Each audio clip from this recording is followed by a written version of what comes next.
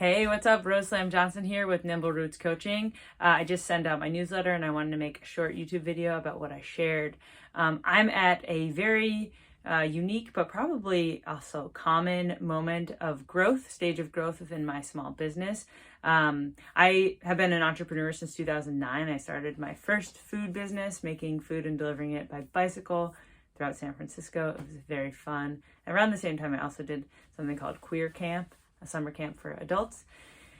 Both of those projects were really fun and have been key in my learning and my offering as a queer small business owner, as a queer small business owner, coaching queer small business owners.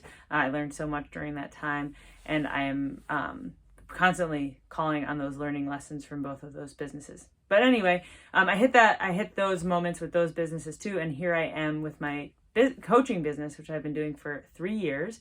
And when I started coaching, which I had a strategy that I recommend all small business owners begin for at least some amount of time, which is I had a part-time job. I think it's such a helpful way to have some, what you call it, bread and butter. You can call it stability. You can call it also just like consistency and a place to call home. So I had that. And I remember actually maybe 6 to 12 months into my first year, one of the part-time jobs I had actually ended, and I slowed down my coaching growth and found a new part-time job to put in its place. So 2 months ago, when the part-time job that I had ran out of funding, and folks are still volunteering on the project, but it meant that like a significant part of my income stopped. I have been approaching it with the plan of finding another part-time job, because that's what I've been doing. That's like what I tell queer small business owners to do, like have a part-time job, have the financial income that makes it possible for me to show up fully in my coaching sessions without worrying about money. You know, the dream. Don't worry about money, right? It's that simple. Sometimes it is. It's that simple to like have appropriate actions, appropriate systems that allow for financial stability in certain places while growing in other places. So here's what's interesting though. I just crunched the numbers over the weekend and was surprised by what I found. So when I started working with this team, I was spending about 40% of my time working for them and bringing in about 60% of my income. So that was great. It like meant that I could spend time on my coaching and slowly build that. Fast forward, it's been about 18 months since I started working there. Coaching is actually now making about 70% of my income. At the time, it was making maybe 40%.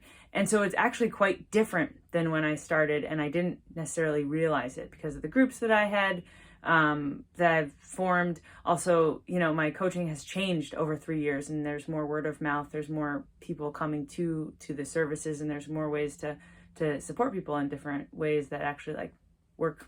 They're easier, they're more effective, and they're working, you know, people are liking them.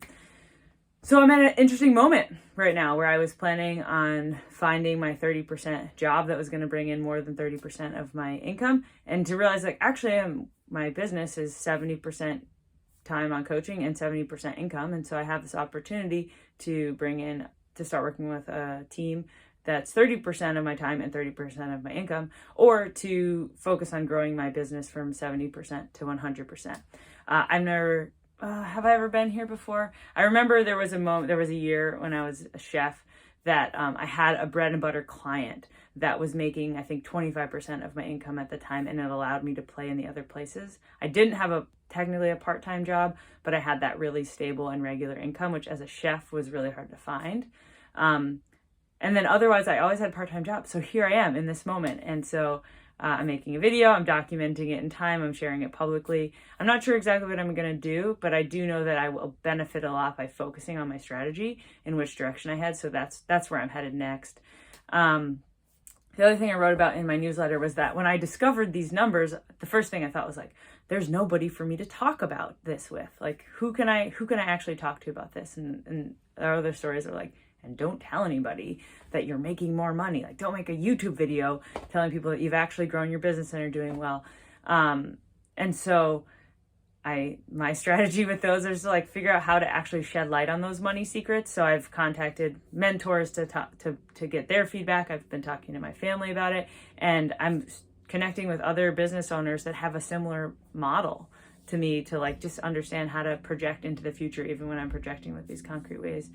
And that's why we have Love Your Money. That's why Love Your Money, which is coming up in May, is going to be a place for queer small business owners to talk about money, to shed light on their money secrets, and to like connect with other people that are either in the same sector or in different sectors, but to come up with strategies that will help us kind of sort through this and navigate our way through the wild, unpredictable nature of being a queer small business owner. So if you liked hearing what I was sharing, if you're uncomfortable talking about money but feel ready, or like it's just freaking time, check out Love Your Money. I think you might enjoy it. I think there might be a space for you there. And if you made it this far of the video, thanks for listening. Thanks for coming on my journey with me. And I want to hear what you're up to. So put in the comments or let me know, shoot me an email. Take care. Bye.